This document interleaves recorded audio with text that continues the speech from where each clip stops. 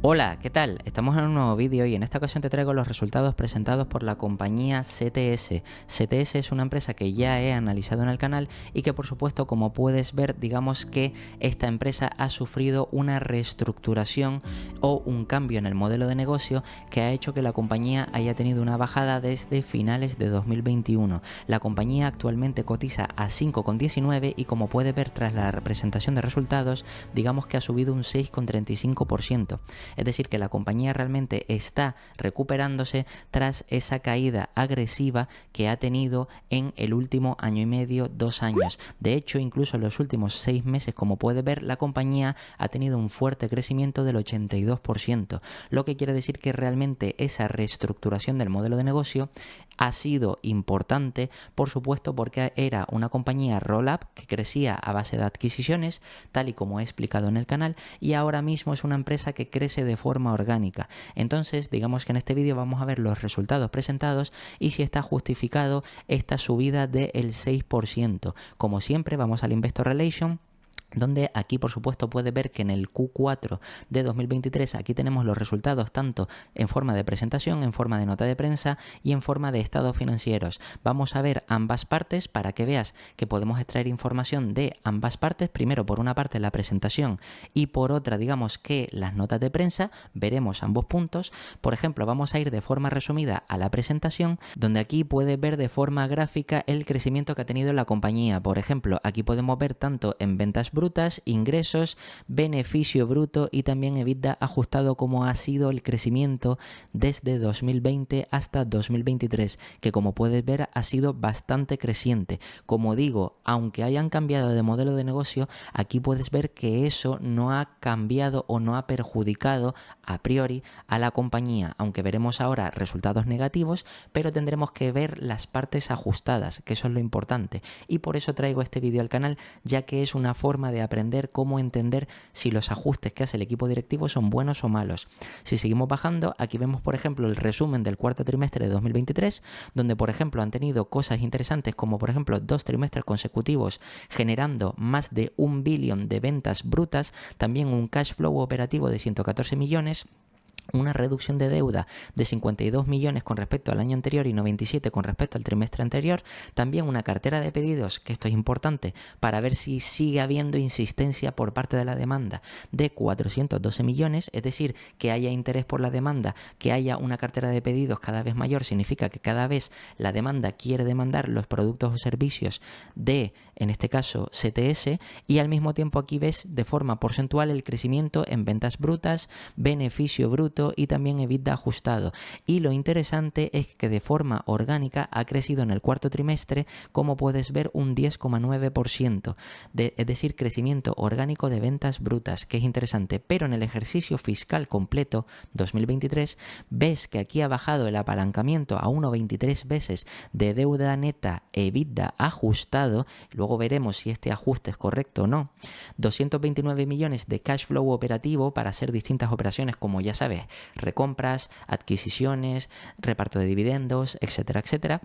Al mismo tiempo, 17 millones invertidos en recompras de acciones, en recomprar más concretamente 5,3 millones de acciones, 96 millones que han destinado a adquisiciones. Aquí podemos ver también los porcentajes que han crecido a lo largo del año en beneficio, o más que beneficio, ventas brutas un 30%, beneficio bruto un 27% y EBITDA ajustado ha crecido un 19%, y también de forma orgánica, como puedes ver, en ventas brutas de todo el año ha sido un 10,9, la parte orgánica, y la parte orgánica de beneficio bruto ha sido de un 8,1. Es decir, recuerda que yo en vídeos anteriores comentaba que el equipo directivo tenía la intención de intentar conseguir doble dígito de forma orgánica. Eso significa que el cambio de modelo de negocio iba a ser claro, porque esta compañía previamente crecía a 20, 25 o 30% por adquisiciones, pero se endeudaba demasiado y eso no le gustaba al mercado, además de que porque es una empresa que cotiza en el mercado canadiense, es decir, un mercado secundario, es una empresa pequeña y encima necesitaba mucha deuda, necesitaba apalancarse para aumentar el crecimiento de la compañía, pues el equipo directivo, después de incluso algunas dudosas decisiones, ha tomado buenas decisiones con la parte de crecimiento orgánica. Y esto es lo que estamos viendo, el resultado de todo ese cambio. Y por supuesto ha subido en bolsa. Si bajamos un poquito más, aquí vemos la parte de línea de negocio que ofrece la empresa, es decir, las distintas verticales que ofrece la empresa que son interesantes, más información sobre aportación de valor, también que toda la parte está conectada, es decir, que unifican tanto la parte de infraestructuras digitales, espacios de trabajo, ciberseguridad, nube, etcétera, todo esto que le ofrecen a los clientes y algunas empresas con las que trabajan o para las que trabajan, como por ejemplo Nvidia, AWS, Lenovo, etcétera, que todo eso, como sabes, es importante dentro de la parte cualitativa del negocio.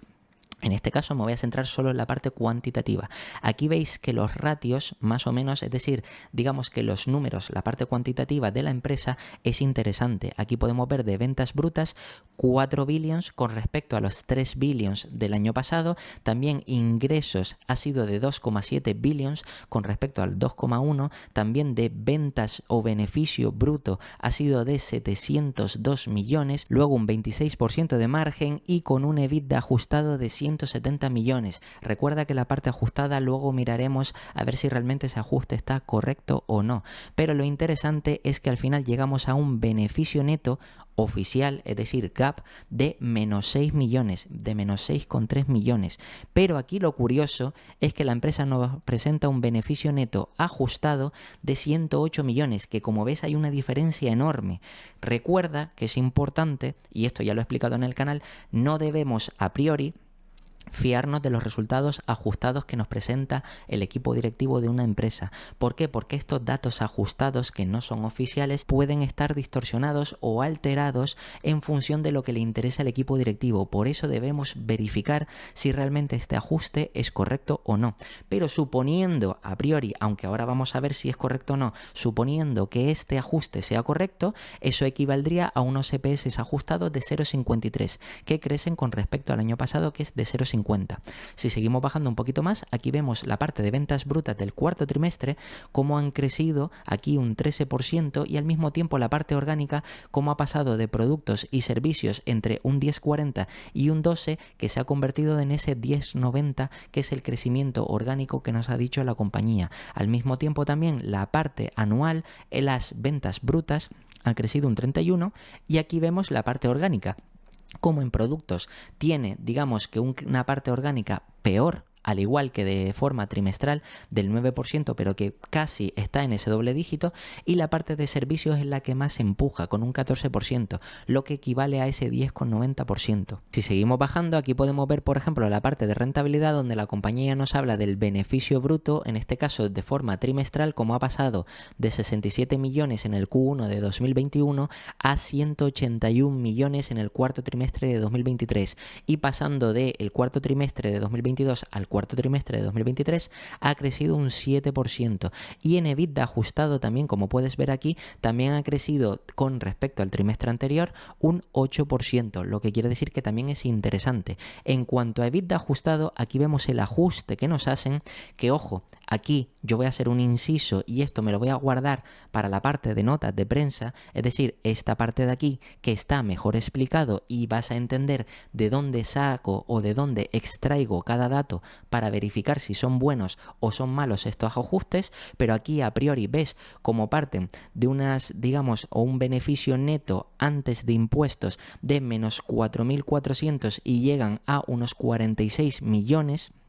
Y lo que quiere decir que al final un EBITDA ajustado que pasa a ser positivo por esta reestructuración, que a priori si tú sumaras el EBIT y le añades depreciación y amortización no da este resultado, pero hay que entender si este ajuste tiene sentido o no tiene sentido. Como digo, lo veremos ahora. Al mismo tiempo también la parte de liquidez y cash flow o efectivo, en este caso el efectivo que tienen disponible, la compañía por ejemplo tenía en el cuarto trimestre un efectivo o un cash flow disponible para hacer operaciones de 30.000 o 30 millones en el Q4 de 2022 y ahora 114, es decir que han tenido más efectivo para hacer distintas operaciones, ya sabes, adquisiciones, recompras, reparto de dividendos, lo que sea. Y en todo el año han pasado de 41 millones a 229 millones, es decir, todavía más. Aquí puedes ver que lo interesante es la reducción o el ratio de endeudamiento de la compañía teniendo en cuenta ese EBITDA ajustado. Por eso tenemos que verificar si realmente está bien ajustado o no, pero es de 1,23 veces, que si recuerdas con respecto al trimestre anterior y con respecto al año anterior, la compañía ha reducido bastante la deuda, porque como sabes, realmente esta compañía, como crecía a base de adquisiciones y veía que estaba siendo muy castigada por el mercado, pues ha decidido cambiar su modelo de negocio para no tener que endeudarse tanto y así digamos que tener un crecimiento más estable y saludable de forma orgánica. Aquí por supuesto también nos hablan del equipo directivo y si seguimos bajando un poquito más, aquí vemos ciertos ajustes. Ahora, en esta parte de ajustes que ves la parte de EBITDA ajustado, también ves aquí ciertas presentaciones de resultados e incluso también el ajuste del beneficio neto, que como pasa de beneficio neto oficial de menos 6 millones a los 108 millones, etcétera, todo esto vamos a verlo en la nota de prensa. Entonces voy a quitar esta parte de aquí.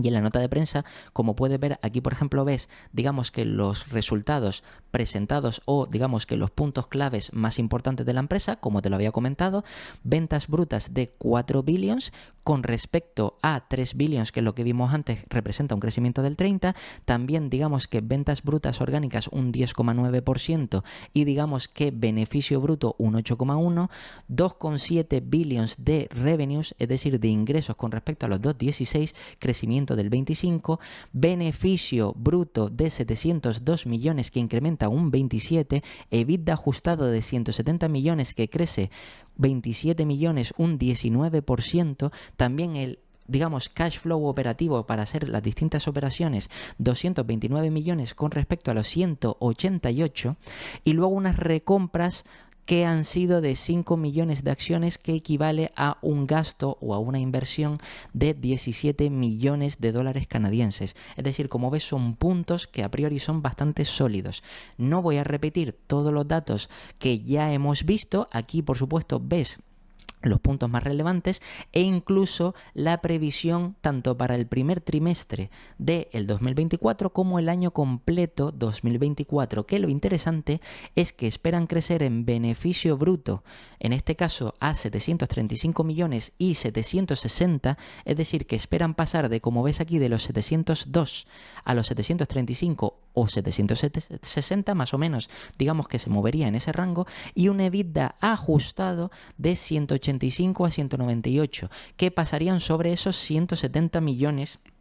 a 185, 198, que sería aproximadamente un crecimiento, por supuesto, de doble dígito superior al 15% más o menos. ¿Esto qué quiere decir? Que o aproximadamente del 15-18%. Esto quiere decir que se espera que sigan creciendo de forma saludable para este próximo año a tasas de doble dígito gracias a su crecimiento orgánico y por supuesto esto a priori es digamos que motivo suficiente para que el mercado haya subido la compañía ese 6,35%. Ahora bien, no tenemos que simplemente limitarnos con estos resultados, como ya he explicado en el canal y por ejemplo en el último vídeo de Endava explicaba que no solamente debemos de mirar los resultados y sacar una valoración de la compañía. Yo perfectamente en base a estos datos podría ir directamente a la parte de ticker y en base a esto hacer estimaciones futuras, pero creo que tiene más sentido primero,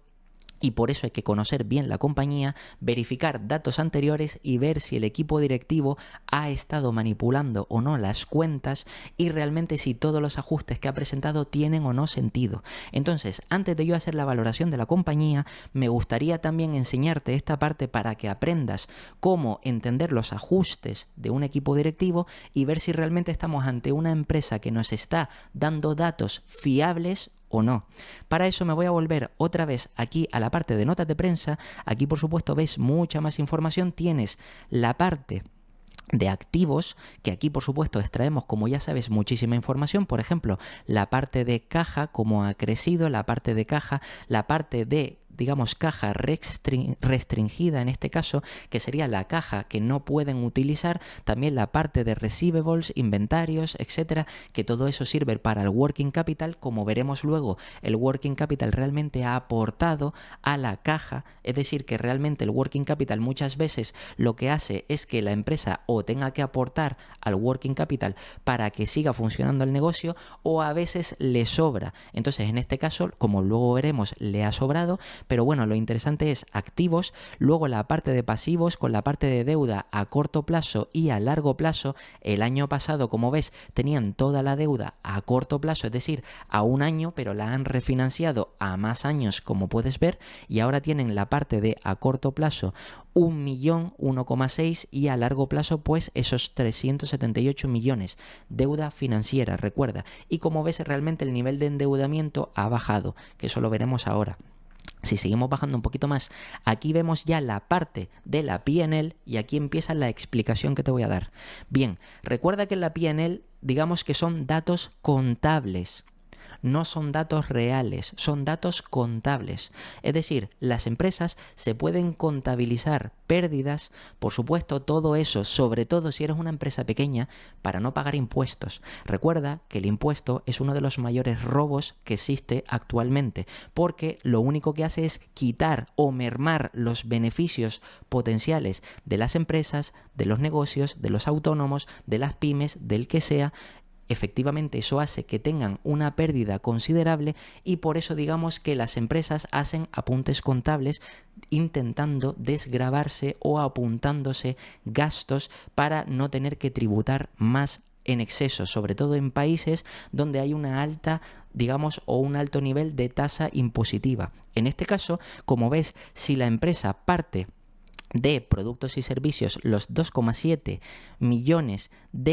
o 2,7, mejor dicho, billions, porque ves que aquí está en thousand, es decir, que hay que añadirle 3 ceros más a lo que estamos viendo, es decir, 2,7 billions. Esto significa que de 2,7 billions la compañía ha pasado a un beneficio neto de menos 6 millones. Es decir, que realmente de aquí ves que ha pasado de ingresos a beneficio bruto de 702 millones, luego aquí tienes la depreciación y amortización, el beneficio operativo, que son 161 millones, y que por supuesto si sigue bajando, aquí ves que con todos estos gastos que se apuntan, es decir, gastos financieros, depreciación y amortización, adquisiciones, integración y reestructuración, cambios en el valor por contingencias, es decir, digamos que capital que intenta a provisionar la compañía por si acaso, al mismo tiempo también las stock options, etcétera, etcétera, que todos estos gastos suponen que al final terminen con un beneficio neto de menos 6 millones.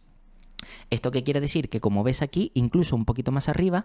pérdidas de beneficio o income, en este caso antes de impuestos, beneficio antes de impuestos de menos 18 millones, lo que quiere decir que la compañía se puede, por supuesto, de forma fiscal, desgravar 12 millones para los próximos años. Por eso aquí sale como un beneficio de recuperación de impuestos, que eso básicamente, recuerda que el Estado no te devuelve el dinero, pero lo que sí que puedes hacer es compensar en futuros ejercicios fiscales. ¿Esto qué quiere decir? Que al tener una pérdida no pagan impuestos y al final se apuntan contablemente, digamos que 6 millones de pérdida de beneficio neto. Bien, ahora sobre esto,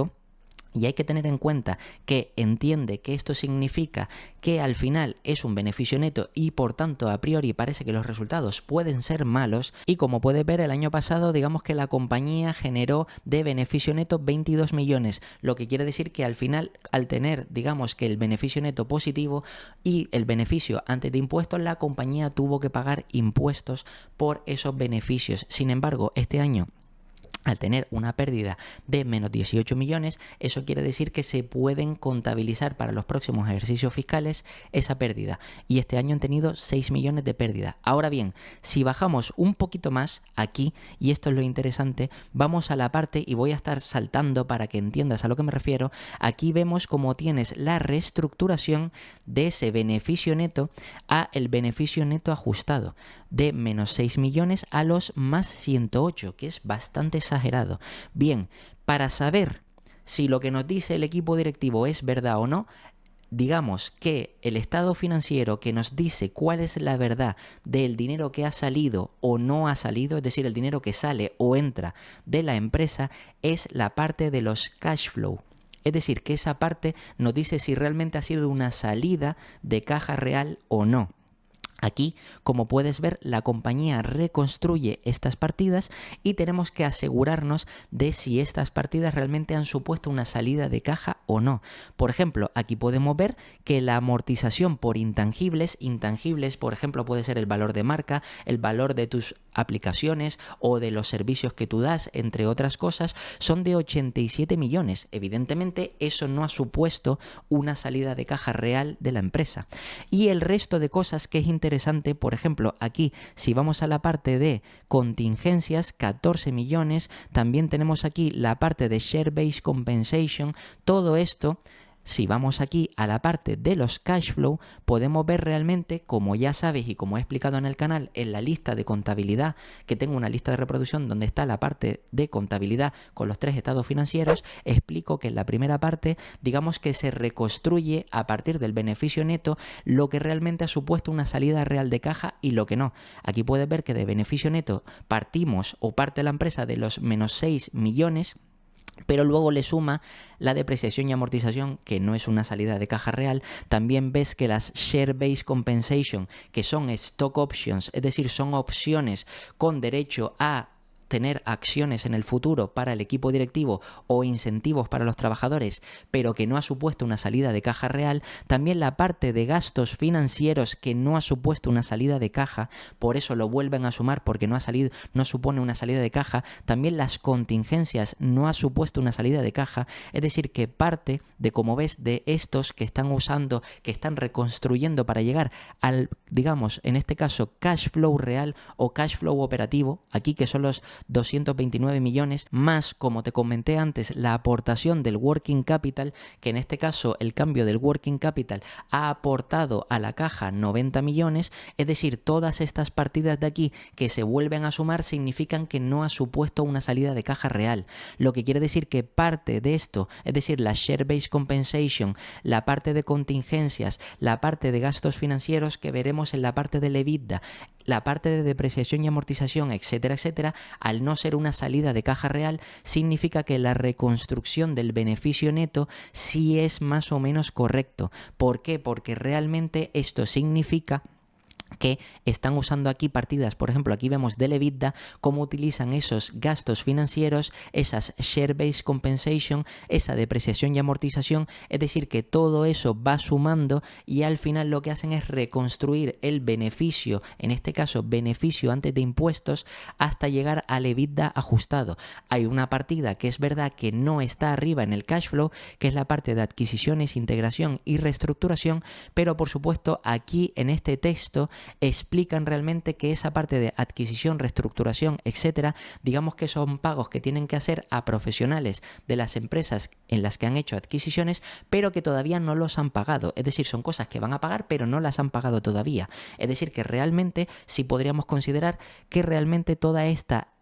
reestructuración o conversión a EBITDA ajustado sí es correcta, más o menos, o sea que estos 170 millones son más o menos acertados, al igual que si bajamos un poquito más a la parte del beneficio neto, también ves que tienen lo mismo, que tienen share-based compensation, amortización por intangibles, que también tienen la parte de adquisición, integración, etcétera, o por contingencias, que todo eso no supone una salida de caja real. Eso sí, ten cuidado. La parte de cambio de divisa sí ha supuesto una salida de caja real, por lo que sí han restado, como puedes ver, es decir, el cambio de divisa, porque la compañía, por supuesto, no solo tiene clientes de Canadá, sino también extranjeros, es decir, el efecto divisa les ha afectado negativamente en 4 millones y eso sí lo contabilizan, por tanto digamos que este beneficio neto ajustado sí es correcto y al mismo tiempo también el EBITDA ajustado también podríamos considerar que es correcto. lo que al final llegamos a una conclusión de que la compañía ha aumentado su EBITDA de 142 millones a 170 y el beneficio neto ha pasado de 106 a 108, lo que quiere decir que al final sí podríamos tomar como bueno estos 0,50 de EPS que han pasado a 0,53 en este ejercicio fiscal 2023. Ahora sí, una vez has entendido el ajuste que habría que hacer con la compañía, por supuesto, aquí también nos hablan del crecimiento orgánico y cómo construyen o cómo sacan el crecimiento orgánico, que también es interesante que lo veas, pero yo digamos que ya con los datos de EBITDA ajustado y también de beneficio neto ajustado, digamos que ya podría hacer cálculos con esta compañía. Por supuesto, si voy a la parte de ticker, recuerda que una empresa que crece por adquisiciones, o mejor dicho, que crecía por adquisiciones, la parte de depreciación y amortización distorsionaría la parte del PER o digamos el ratio o múltiplo PER. En este caso, como estamos utilizando la parte ajustada y además la compañía ya está centrándose en crecimiento orgánico, podemos utilizar los EPS ajustados para calcular esta compañía por PER o también utilizar el EBITDA ajustado. Es decir, los 170 millones o el 0,53 de EPS. Yo para este caso, digamos que voy a ir aquí a la parte de estimaciones y vamos a ver realmente lo que ha presentado o las estimaciones que esperaba digamos que los analistas de, por ejemplo, Ticker. Aquí puedes ver que ya están los datos presentados de, digamos, lo ajustado, que ha crecido un 7% de revenues, también de EBITDA han crecido y han tenido en cuenta esos 170 millones, es decir, un crecimiento del 19%, también el EBIT de 50 millones o el normalizado de 96, y si seguimos bajando, por ejemplo, de beneficio neto, esos 108 millones, que ha sido un crecimiento ligero, pero lo interesante es que gracias también a recompras, digamos que ha aumentado bastante más los EPS. En vez de un 1,7 que ha aumentado el beneficio neto, han aumentado un 8,2. Lo interesante de esto es que ahora mismo hay nuevas expectativas hasta 2027 y como puedes ver, más o menos el analista, porque como ves hay una estimación de analista, estima que para los próximos años crecerá al 12, al 15, luego al 0 en 2026 y un 24 en 2027. Entiendo que esto del 0 será prácticamente o seguramente por no alejarse demasiado de digamos, los datos actuales para que digamos que las estimaciones no estén demasiado distorsionadas, pero podríamos aplicar que tiene bastante sentido que tuviera la compañía este crecimiento. Si la compañía espera tener crecimiento de doble dígito, podríamos esperar que tenga crecimiento de doble dígito para los próximos años. Yo en este caso, en base a los 0,53 de EPS presentados actuales, voy a hacer unas estimaciones de crecimiento simplemente de doble dígito, es decir, del 10% de la compañía, para ser conservador. Recuerda que aparte del crecimiento orgánico de ese 10%, la compañía hace recompras, la compañía reparte algo de dividendos y por supuesto puede hacer alguna adquisición. No es lo prioritario porque el equipo directivo ya ha dicho que estaban centrándose en pagar o devolver parte de la deuda para tener menos exposición a, digamos, una deuda financiera y ser más solvente de aquí a los próximos años para que el mercado le pueda asignar múltiplos mayores, que esto es importante entenderlo, ¿vale? Entonces, todo eso, al final, tenemos que valorarlo para hacer las estimaciones a largo plazo. Yo en este caso voy a tener en cuenta que me voy a ir a MoneyChimp, ¿vale? Voy a ir aquí a MoneyChimp, la calculadora de interés compuesto, y yo mismo voy a calcular el crecimiento que puede tener la compañía si tengo en cuenta esos 3 o esos 0,53 de EPS iniciales y a 5 años, recuerda que es 2024, 25, 26, 27 y 28, crece un 10% esos EPS. Realmente podría crecer a más del 10% porque, como te acabo de explicar, crecimiento orgánico del 10% más recompras.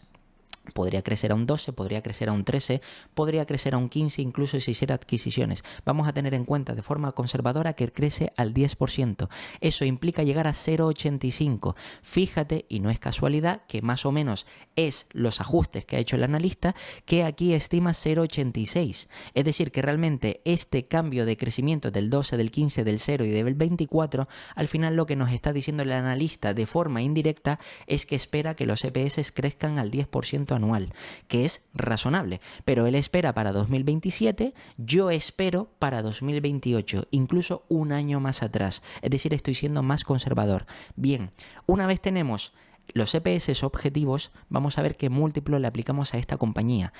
Hay que ser realista con lo que estamos viendo. Si vamos a calcular la compañía por PER, como puedes ver aquí, PER Forward, la compañía actualmente, como nos pone aquí, en este caso ticker, a un año, ves que estaría cotizando teniendo en cuenta los EPS que van a presentar el año que viene, ya teniendo en cuenta el guidance que nos ha dado el equipo directivo, ¿vale? De tanto EBITDA ajustado como también ventas brutas. Eso es lo que quiere decir que estaría cotizando a 8,9. La media de este último año, como puedes ver, es de 7 veces. Si vamos a los últimos 3 años, de 16 veces. Y en el completo de 15 veces. Ahora, tú podrás decir de forma equivocada, oye, bueno, pues si la media ha estado en 15, 16 veces, podríamos asignar esas 15 o 16 veces. No. Recuerda que esta parte de aquí, aparte de por el exceso de demanda en 2021, que distorsiona el múltiplo porque se pagaba por esta compañía 35, 36 veces o 25 veces, recuerda que era 1 por el exceso de demanda, 2 porque era una compañía de crecimiento inorgánico, pero que crecía a más de 20%, 20, 25, 30% o más, gracias a las adquisiciones. Eso ya ha cambiado. Es decir, que ya no podemos esperar o no tiene sentido esperar múltiplos para una compañía pequeña de 30 veces, de 25 veces, de 20 veces. Eso es irreal. Por tanto, estas 15 veces de media incluso es optimista. Lo que quiere decir que si la compañía realmente está cotizando a 9 veces, 8 y pico, yo puedo estimar de entrada de forma conservadora las mismas 9 veces, ¿vale? Que como ves está en el rango bajo y seguramente esta compañía sí podría marcar o pagar el mercado mientras siga siendo pequeña entre 9 y 12 veces, más o menos es lo que estimo yo en función de una compañía que crece de forma orgánica y que está en un mercado secundario como el canadiense, entre 9 y 12 veces. Lo que quiere decir que si tenemos en cuenta esos 0,85 por una parte,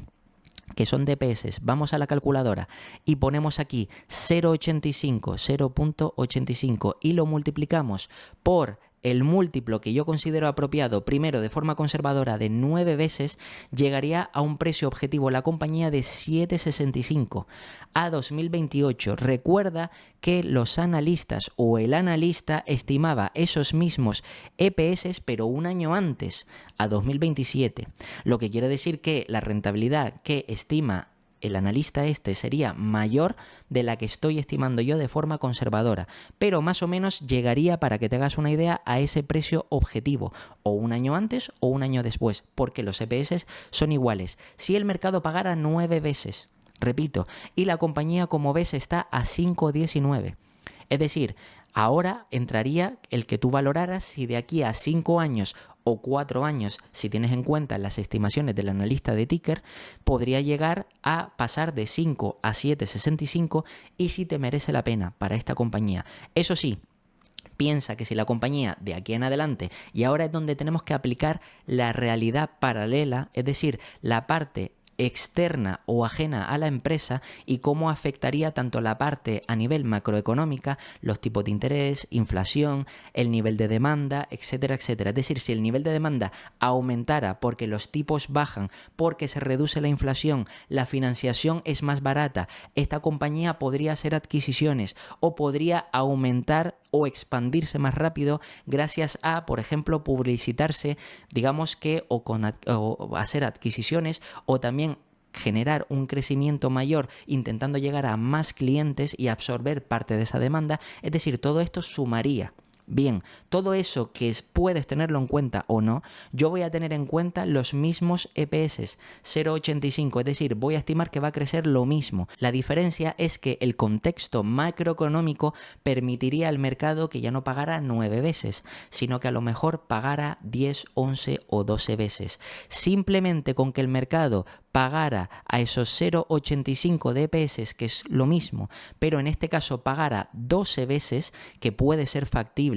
te repito que es de aquí a 5 años, donde se presupone que los tipos de interés habrán bajado, que la inflación se habrá normalizado, que el nivel de demanda habrá crecido. Es decir, hay un periodo de 5 años para que ocurra esto. No es una cosa que tenga que ocurrir de aquí a 6 meses, de aquí a un año, sino hay un periodo. Por eso tiene sentido que de aquí a 5 años el mercado en ese entonces pague 12 veces, no ahora, sino en ese entonces. Eso quiere decir que llegaríamos a un precio objetivo de 10. Entonces, si la compañía está en 5, como puedes ver aquí, 5,19, y el precio objetivo que nos da la compañía es llegar a 10,2, es prácticamente doblar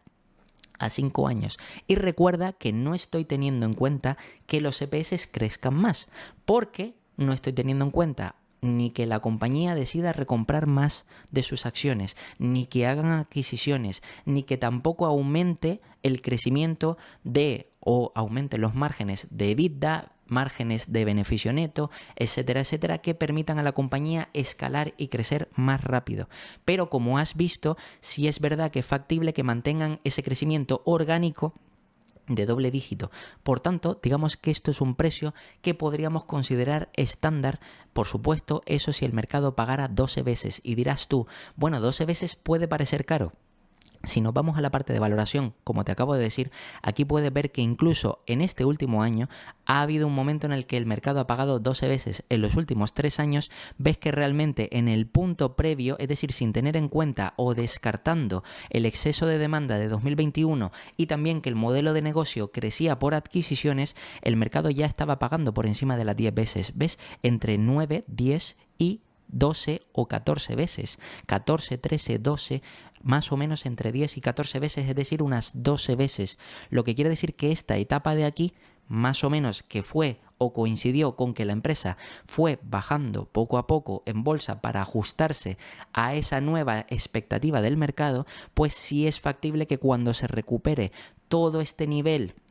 digamos, de incertidumbre por los tipos de interés, por la inflación, etcétera, la compañía vuelva a escalar o vuelva a pasar de estas 9 veces a 12 veces. Ojo, que también se puede tener en cuenta, como te digo, el crecimiento de esos EPS que sean mayor, o también puede ser más conservador e incluso con múltiplo, pero lo interesante es que esta compañía, si consigue crecer de forma orgánica y el mercado mantiene el múltiplo de 9 veces actual, no pierdes dinero de aquí a 5 años, que esto es lo más interesante. Cuando analizamos compañías pequeñas, small caps, sobre todo como hay más riesgo e incertidumbre, debemos ver qué es lo que podría ocurrir en los próximos años para saber realmente cuánto porcentaje de nuestra cartera destinar a este tipo de compañías. Y como ves, esta puede ser una inversión interesante para mantener a largo plazo. Y nada, esto ha sido todo sobre los resultados presentados de CTS, y como siempre te voy a dejar aquí 2 vídeos para que sigas aprendiendo. Te puedes suscribir y dejarme un comentario, y nada, nos vemos en el próximo.